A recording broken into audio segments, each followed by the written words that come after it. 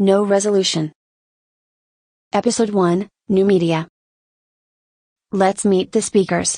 My name is Nadia Piet. I was born in New Zealand, but I'm Dutch and been here, well, at least for the past years after traveling a lot and freelancing a lot. I'm currently working as a freelance designer and researcher, or like design researcher, research designer, whatever we want to call this job, where you both like explore and look to sort of generate new knowledge, but you create and make things as part of the process rather than doing a more academic or like literature-based approach. And yeah, my topics are mostly like AI, machine learning, data, digital culture, and yeah, sort of new media and creative technology is something I'm venturing into more and more recently. So yeah, nice to meet you all. I'm excited to be here.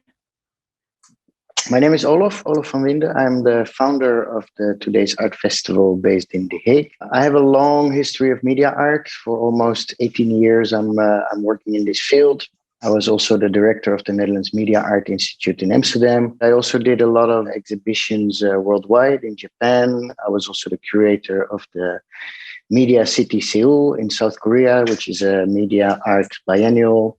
I'm curating the International Media Art Festival in Mongolia, in Ulaanbaatar, for already 3 years. During my career, I've seen that actually we are living more and more in a digital culture, and it's very natural that artists are using this technology and reflecting on this world we live in.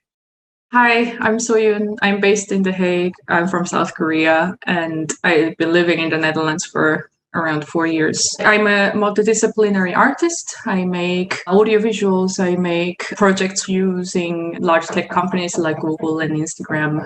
I do creative coding, and I also have a studio called RGB Dog. Nice meeting you.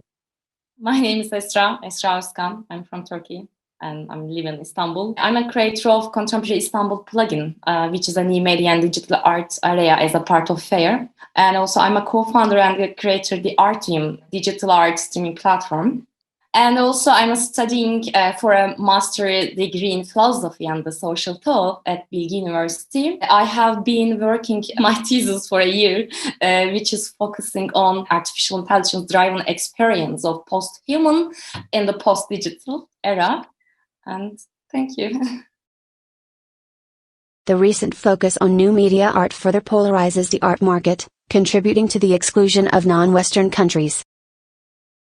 This media art world is very active above the equator, whereas at the same time, there's a lot of activity in tech and in digital innovation in Africa and in Latin America, for example. We should not underestimate the online streams that we are doing. That's already accessing other places in the world. By going online, we are reaching to a far wider audience, and we are actually collaborating with them. I think this is the good side of the globalization. We share knowledge more than we think. What makes a difference here is how the artist reaches the technology in his own land and creates artworks that he discussed cultural, political, sociological problems of his homeland as a subject. Usually in the Middle Eastern and Asian countries, such as Iran, Lebanon, Egypt, Russia, Korea, and India, the context of the digital art is not just ordinary art based on technology, but covers a wide range of social, personal problems on the contrary of Westerns. In my opinion, it's more about the aesthetic and the conceptual memories of the Westerns and the non-Westerns, and the way that understand each other than polarization. After all, if the artist has an issue, if he can really convey it to the audience and make an impression on audience's memory, Western or not, he has his purpose.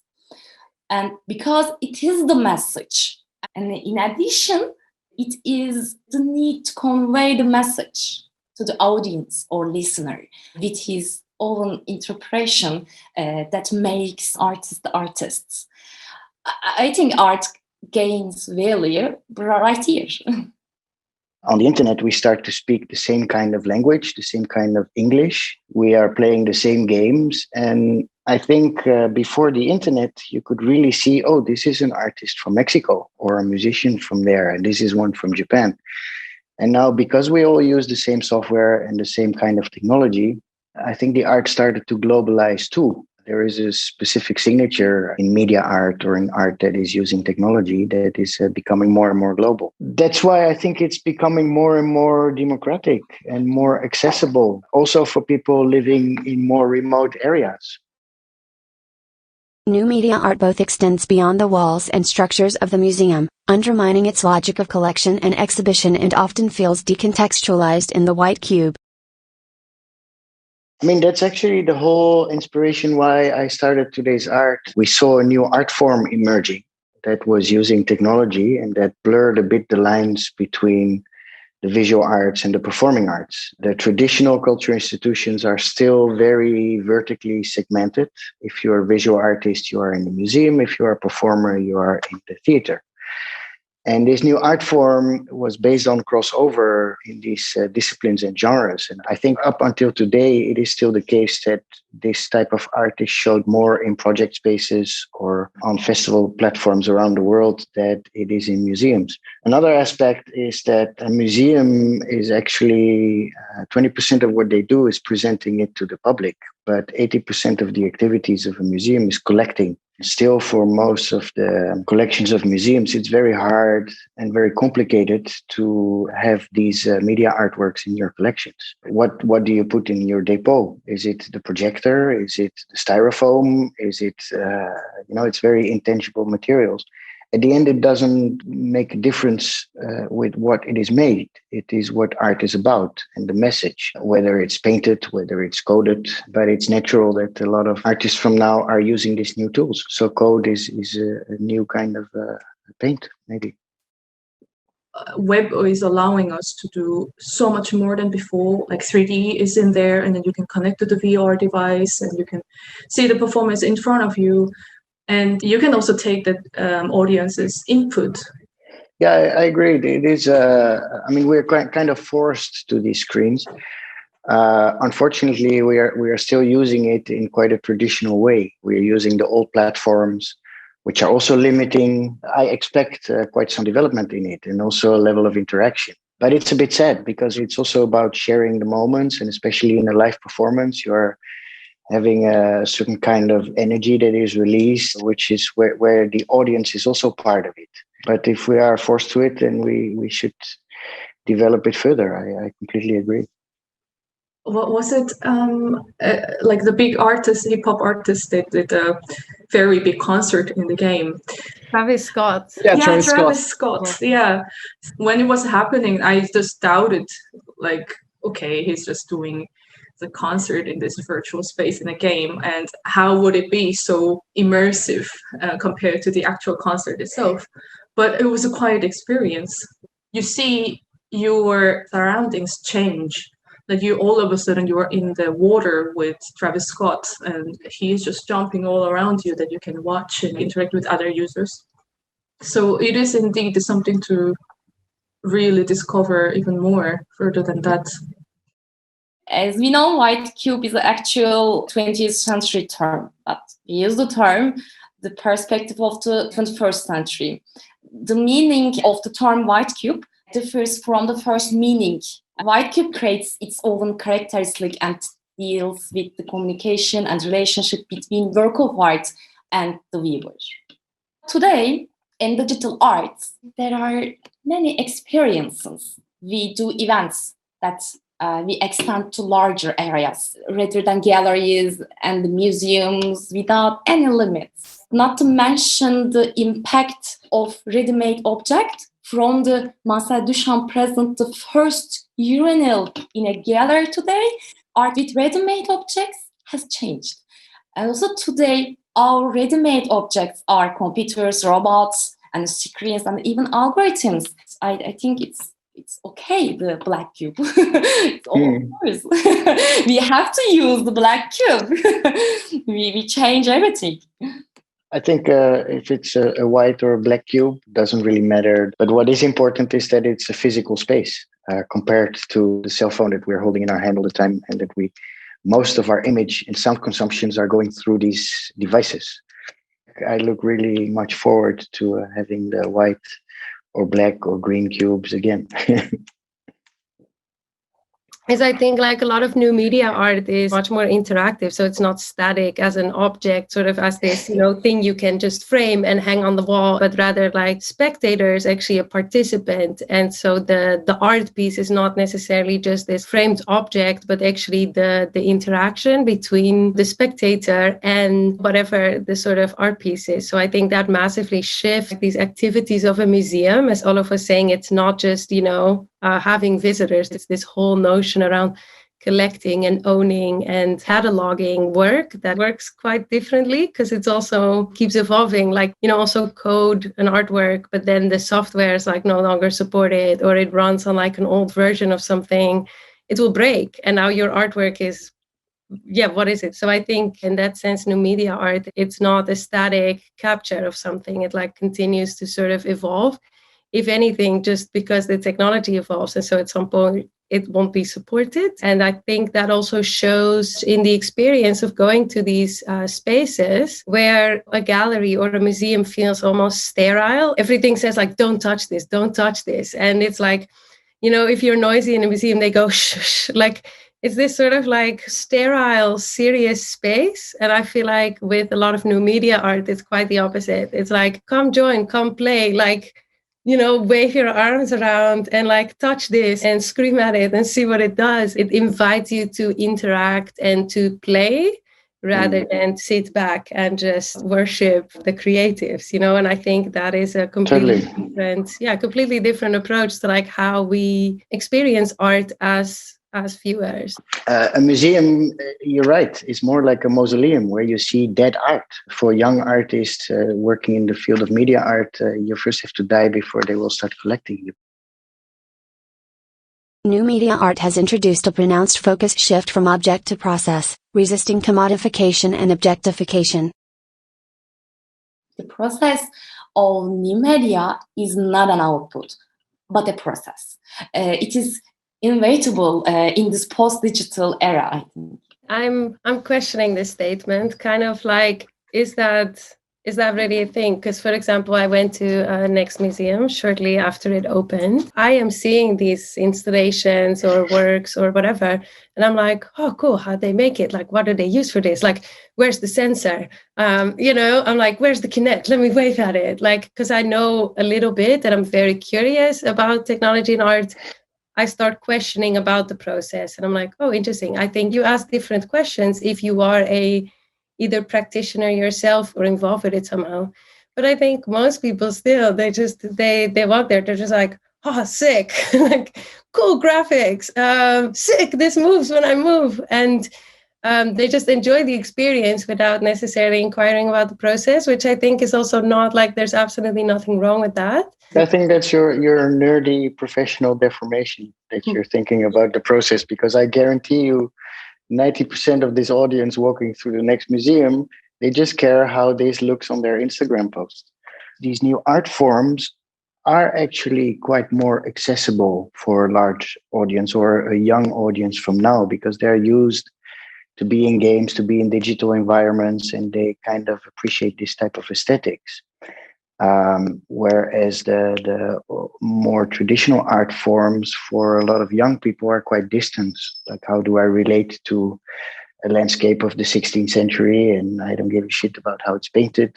But when they are in these pieces that also look good on their social media platform, then it's different. Like I said earlier, in the early era of the media art, you could always see the computer processing everything, and now it goes more to the background. You don't see it anymore. The sensors are invisible, which I think is a good thing. It's not about this technology. It's about the message of this art piece or this artwork. Actually, like 5, 6, 7 years ago, a lot of these media artworks were about interactivity. You would give input and the work would give you output.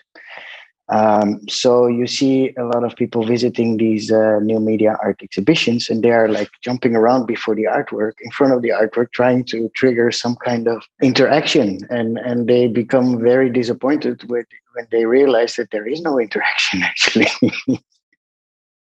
Feeding on large public data pools, generative art must exist within accessible exchange platforms that stress the relationship between the artwork and the universe it originated from. Depends. If you are the educated person in this field, you will want to know where it's originating from.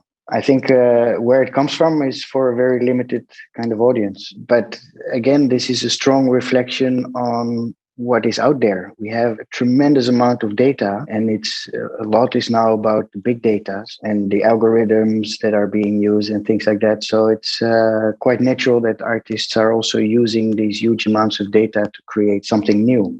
Being accessible, on the other hand, brings to being shared. Public collection of data brings with it election ethics. And what does it mean? What data was used in work done? And which of these data were generated by algorithms?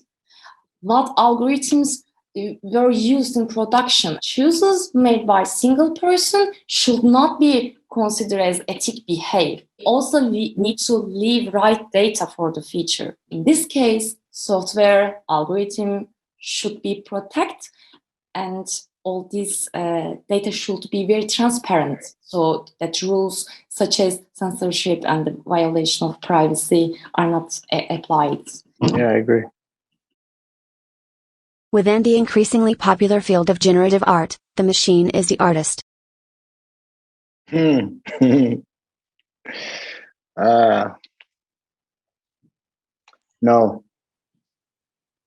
it's not. No, not yet. It's an old discussion, I guess, but it's still valid. This discourses of identity and then this machine of identity is being sentient important. So it goes into like really interesting topic, but I will say not yet. I think we're reaching this point of singularity where the machine will exceed our human capacity. You know, art is also maybe about the human error. And when something is 100% perfect and maybe even better what the human can do, I think it will still feel kind of cold. You know, this is about the consciousness of machines. I think the human consciousness is something that we, even as humans, have a hard time into understanding. And sure, based on algorithms, machine can maybe exceed our capabilities. But so far, it's still the human programming the machine. And the machine doesn't have a mind of its own. Actually, machine is not real. It's artificial. So we need the information and knowledge. And in my opinion, the fact that machine is an artist is one of the factors that make up the differences between information and the knowledge. Information, in other words, data, which underline of generative arts, becomes knowledge when it appears as an artist. The creation and creativity is still something very, very human. That is not based on how well the machine can reproduce or start thinking like we can. I'm not too worried that the machines are taking over. They do get very smart and very precise, and some things they can do better, especially these repetitive works. But creativity and especially like artistic expression, that's very much based on our human kind of approach to things. I think we're still very, very far from it. Yeah, I'd like to add to that. So I think it's a good point you're raising with art. Yeah, there's not really right or wrong, right? That's the fun thing about it, kind of. Yeah. So I think the question to ask is like, what defines an artist? Is that their intention and their process? Because then obviously, yeah, the machine cannot be, because it doesn't have an intention, it doesn't have agency other than what we've sort of requested it to do. And I think it will be a very long time if it actually would, develop something we would call consciousness. But besides that, like if it doesn't have that intention, but it does create interesting output, right, that has an impact on us. So it's like, what defines art and an artist? Is it interesting output that then makes an impact on me as a viewer?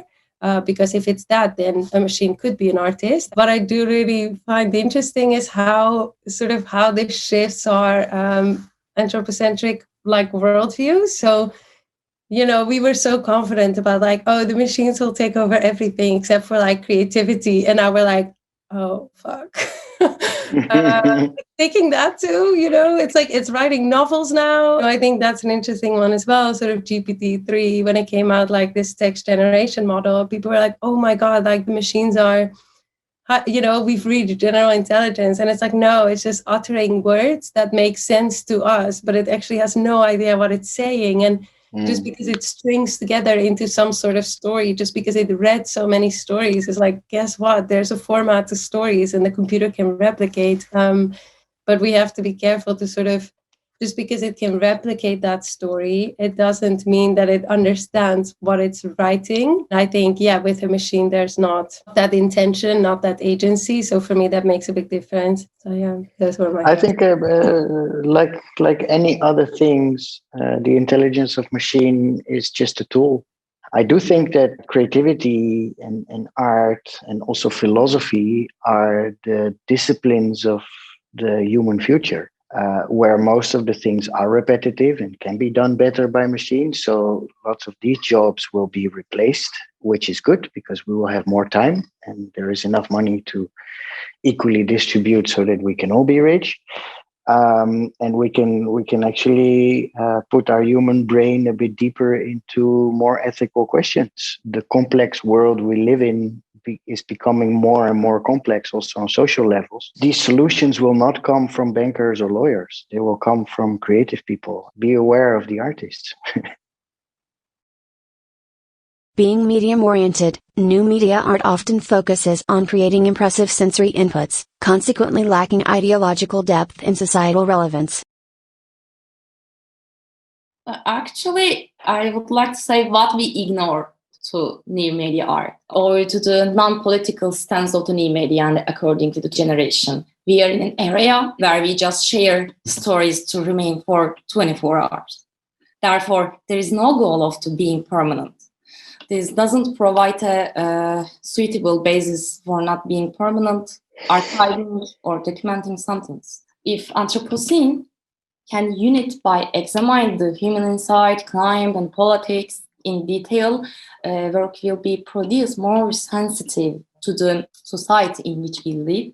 I think art is always a reflection on the current status of society. And I think it's a bit of an older generation that is saying that now it's maybe more flat or more shallow. But that's the world we live in. A couple of decades, we didn't have a world war.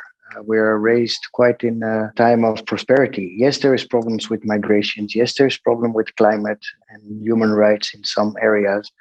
But we all have access to this technology. We live in a very visual kind of culture. And the result is based on this current situation, I think. Maybe again to the point that it's not about the medium or the technology that is used. It can be done with a stone or with paint or with code. It's about the message. A lot of new aesthetics came out of this technology and use of media. Is the medium is message, isn't it? Yeah. Maybe. Or what's the new for new media art? What is the new? Is the medium or the message or the machine? Or what's the new? For me, it's the message. The medium doesn't matter. And even if it's non-technological, even if it's not based on electricity as an input, a lot of the new art is maybe only reflecting on this technological society or technological environment we live in without using any technology, but still as a reflection on the good and the bad side of this technological world or this digital culture. So it all has impact, I'm sure. And it's not just a shallow kind of thing like, oh, I have this technology, it's easy to use, and here's a beautiful art piece. I wanted to add something to what Olof said about the reflection of the society. I gotta say, I was a little bit shocked when I moved to Europe. And in South Korea, all of my fellow friends, all of their topic was really society, like a politics and like poverty and women's rights and all these big issues that the society has. And then I came to KBK, and then there was one student that shocked me a little bit because she was working on a typeface out of the shape of a potato masher.